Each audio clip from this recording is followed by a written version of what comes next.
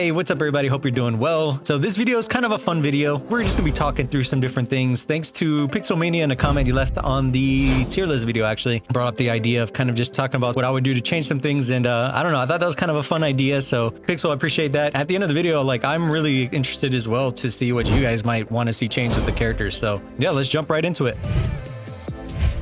All right, starting off with Doctor Strange and Groot. Honestly, I probably wouldn't change very much with them. They're really durable. They have walls, they got shields, their ults are really good. They can combo, like Groot can pull in people. Doctor Strange obviously can stun. Doctor Strange has his portal. Both of their toolkits are really strong. And honestly, like that's probably why they were a staple in the tournament. I don't think that they're like insanely OP or anything. They're just really good tanks. But if we go to the other tanks, so let's talk about Magneto. He's pretty good, but the biggest thing with him is his damage offensively really ramps up if you have the team up ability with Scarlet Witch where you get metallic fusion. And so it's kind of hard to place him because with that ability, he's really good. And then without it, it's not that he's terrible, but he just loses a little bit of offensive pressure, and it highlights his defensives, how short they are. So his barrier that blocks all projectiles is really great, but it's very short. So you have to make sure you use it correctly at the right times. And then the shields that he can place on other teammates, again, really good because it basically just soaks up damage. But the other side of that is they're also very short. So if I were to change anything with him, and we don't want to make him OP in any way,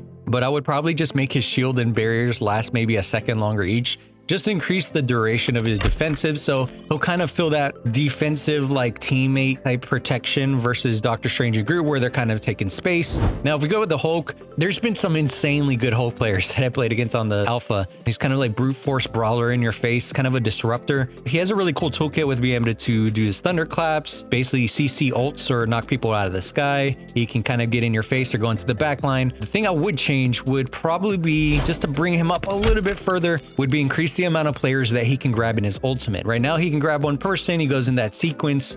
Sometimes it doesn't even really knock out the enemy. I think that would be pretty cool. With Penny Parker, she was a tough one to think about because defensively, like holding down a point and putting all her mines down, she is crazy strong. Like those mines deal so much damage. She can lock down areas really well. The hardest part for her is like when you need to push like a path escort and you're on the offensive.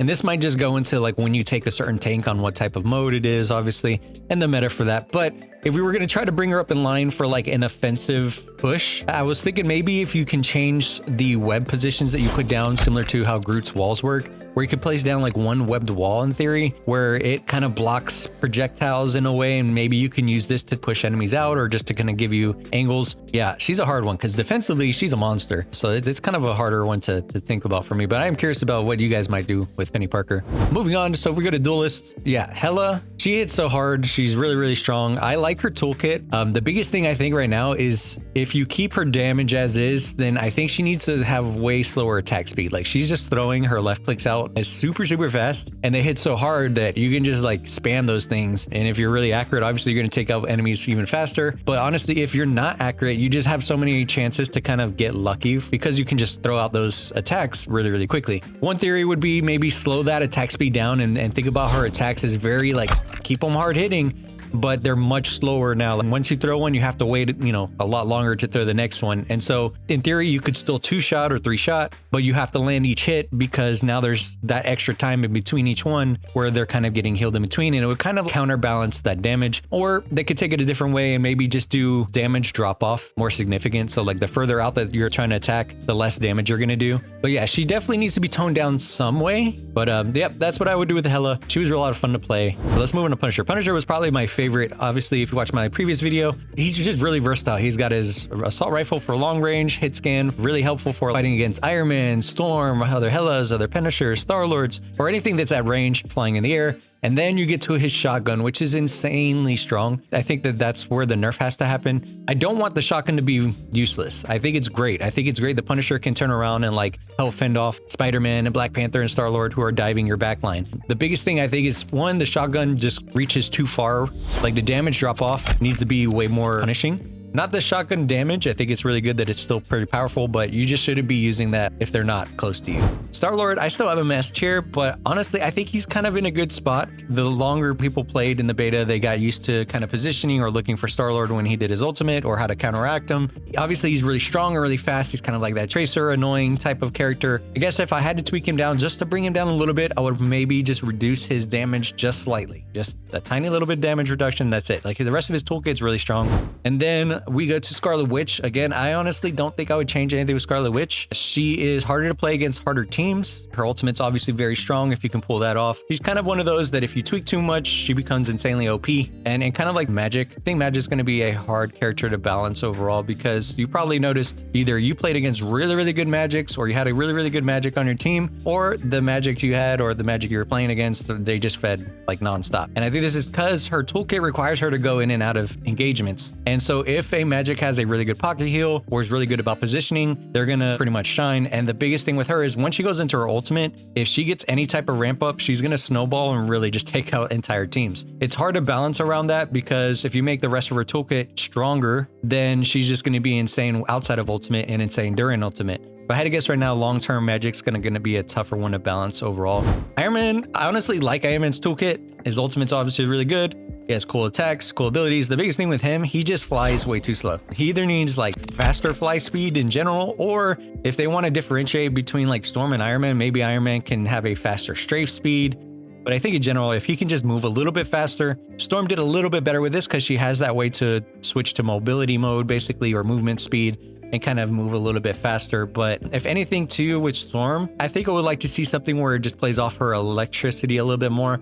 So when you right click a target, you shoot out that electric burst, but maybe if it does like an extra effect, if you hit a target that's within your radius, if you're in the electric mode, essentially, not the movement field mode, but the damage increase mode, maybe like a kind of synergy within your own toolkit that if you have that triggered and you right click them, maybe it stuns them since you got both of those triggered on the target itself. All right, let's talk about Namor. Namor, I really wanted to like Namor. I had fun with it, but I think there's just some things that just feel a little bit off. First of all, his left clicks, they do damage, yeah, but when you have Hela who can throw them out way faster and they deal way more damage, it was kind of like, why would I go Namor if I could just do Hela? Some of the damage is baked into using his creatures that he summons, and they did decent damage, but if people focus them or just take them out, then they're kind of gone. So it requires a little bit more strategic positioning on those. Obviously, your right click to make them attack something specifically that does a little bit more damage was good. But the weirdest thing to me was his Blessing of the Deep bubble shield, where you kind of fly up in the air. You're immobile, you can't do anything. And at that point, you're just hoping like, I hope a healer heals me. I hope a healer heals me. I hope a healer heals me. That type of thing. What I would like to see with that ability, what if you go up in the air and there's a small heal over time? Not something that's going to heal you all the way, but maybe just something gives you like 25% of your health back. So at least that way, like it's not a total waste when you go up there, because it's really awkward when you fly up, you need health, you're like right above your team, the healers don't see you or your strategists don't see you, and then you just fall right back down. I even got kills like this against enemy Namors, where they fly up, they're behind their team, they're kind of waiting, and I just wait till it ends and then just kill them before they even hit the ground. So a small heal over time could help with this, but I also thought, what if it was something that became even more useful to his team and that forces enemies to pay a little bit more attention to Namor? So when he flies up, what if the bubble shield, does the same thing, kind of protects him, but is a targetable thing? It has a certain amount of health, or it grows, and the enemy team has to like out damage it, or basically pop the bubble, pop his shield before a certain amount of time. And if they don't, then he drops like mini bubble shields on the teammates that are below him or close proximity. It's a way for utility for him to use for his team. I wouldn't make them insanely OP or anything, just small little boosts, but something just to make that a little bit better so you get something useful out of it once you press your button. All right, next, Spider-Man and Black Panther. Guys, I had fun doing this video until I get to these guys and started thinking, and I'm like, I don't even know. They're both really cool. They're both, I'm sure you've seen those guys that are playing them like at insane levels and do so well with them. I think for the average person who just hops on, they're gonna have a harder time playing Spider-Man or Black Panther versus some of the other characters that they have. They both have good damage output. They both can take out squishies fairly quickly. Spider-Man's ultimate has won games. They have crazy mobility to get in and out. So if you start to add things to them, then they'll become insane because they're like monster assassins with even more damage, or monster assassins with crazy defensive. So I know this is probably not what you want to hear, but I'm kind of at a loss for how to make Spider-Man or Black Panther a little bit better without making them OP. That's the goal, right? If you have ideas, I would love to know what you guys would do with Spider-Man and Black Panther. And then for strategist, I honestly really love the spot of all the strategists. I think they're all really, really good. Maybe Mantis falling just a tad bit behind, but I think because she's more unique, and I think we're going to see more groups use her in a different way later on. You know, they're all really good. They fill their role as strategists and healers really, really well. Those are some of the things that I would change. This was a fun topic. I appreciate Pixelmania with the comment and just kind of giving me the idea to do this. So hope you guys enjoyed the video. I would love to hear from you as well, like what you would want to change. I always think it's fun. Hope you have a good one. Until next time, take care, everybody, and see you in the next one.